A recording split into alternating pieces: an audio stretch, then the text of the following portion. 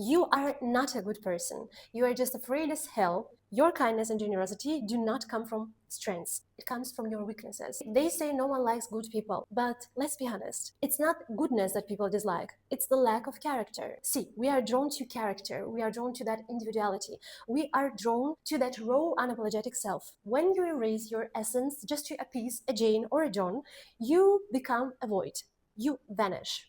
Just think about how unambitious is it to seek validation from mediocre people. History was shaped by those who had the courage to stand fully and proudly in their own essence, whose personalities became the force of nature. Yet in your own life, you are not able to say no to people who are often just as spineless as those you fear displeasing. A lot of people confuse people pleasing with genuine kindness. Let's clear that up. People pleasing is something you are doing out of fear. You are terrified of being disliked, you're terrified of not being loved, you are terrified of being abandoned. Here's the kicker. This kind of kindness is a magnet for getting screwed over. So just remember, the world is a mirror, and if you are giving something to others out of place of self-betrayal, the world will reflect that right back on you. True kindness, though, it's a completely different game. This kind of kindness comes out of place of overflow, out of place of abundance. You are so happy and so self-centered, you love your life so much that this act of sharing is something absolutely natural. And let me tell you one thing, this is the only kind of kindness people will truly love, respect, and value.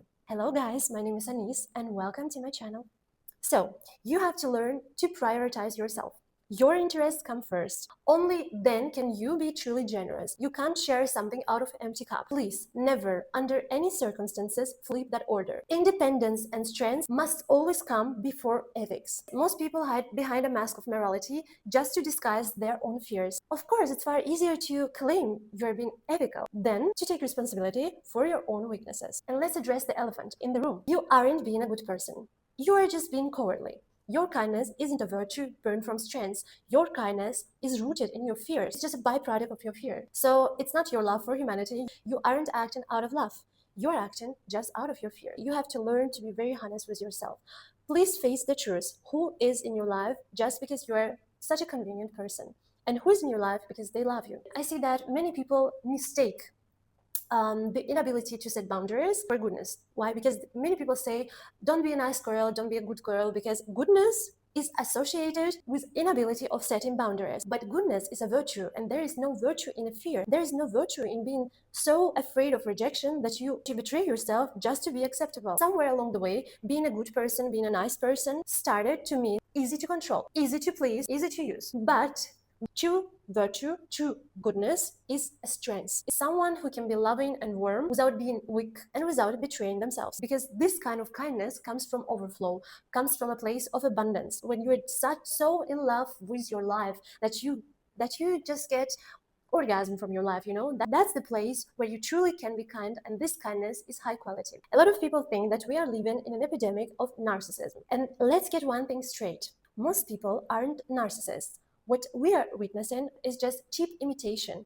It's performative narcissism. So you have to understand that there is a small degree of narcissism in each of us. That's kind of healthy narcissism, not that pathological, destructive kind. Real narcissists are quite rare. When I talk about healthy narcissism, I mean that unconditional self-love that make you fall in love with your past, that belongs to no one else. The bedrock of that kind of personality is very simple: self-respect and independence, especially emotional independence. But here's the trap. You might swing from one extreme to the other. You haven't built real self-respect yet, so you start aggressively parading your right to say no to everyone. Remember that your self-esteem precedes you, your self-respect precedes you. You can't fake it. Arrogance and pseudo-pride are just hollow shells. A person who is really obsessed with their own goals, they are going through such a deep work. On that path, you're constantly colliding with your own weaknesses. You have to wrestle them down daily. And that constant engagement with reality is the best antidote to arrogance. Reality has a funny way of humbling you the moment you start acting high and mighty. Basically, arrogance is just a symptom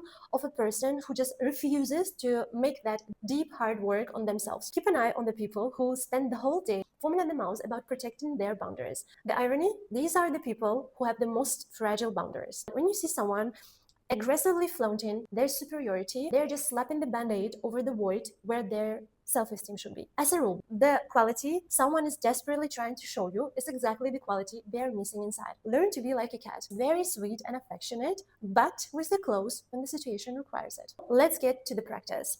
First, you are the only point of reference in your life. Your opinion of yourself comes first. Everyone else's opinion is just an information, not an authority. Of course, you can listen to people and you can even learn from them, but remember one thing, don't let their words become your inner truth. Your own inner sense is your first authority. From today on, please try to study yourself, because when we are talking about confidence, when we are talking about boundaries, how can you be confident in someone, in something that you barely know? How can you protect something that you barely know? So please study yourself, study what you like, study what you don't like, study what you don't tolerate, and study what you tolerate. Start a reflection journal and write every night, what did I feel today? What triggered me? And then dig into the why. So why that comment from John irritated me?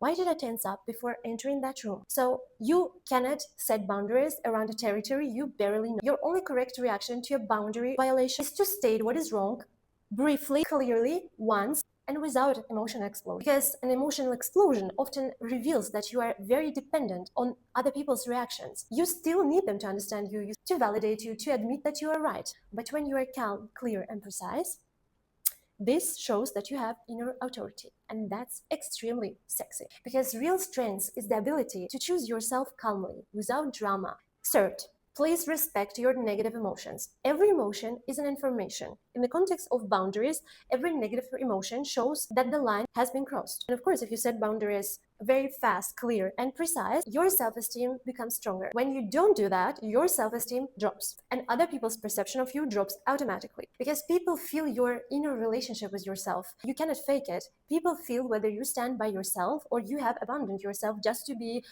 validated, just to get their validation, just to get their approval, just to get their applause. Not your inner applause. No, you need applause from John and Jane. Just remember the secret of magnetism. The real magnetism comes from strength. Being unpleasant is often just a side effect of suppressing the most precious person in your life, yourself. And of course, nobody's going to reward you for that. The more you bottle up your resentment, the more aggressive you become later. When anger has no clean exit, it turns inward and becomes poison. So as a rule, you have to understand that you need to release these emotions the moment they arrive, not later, because later is late. Not as dramatic explosion, just as a clear impulse in that moment. And do you want to know why you keep doing good only to get evil back? Because much of what you call good is actually absolutely not good.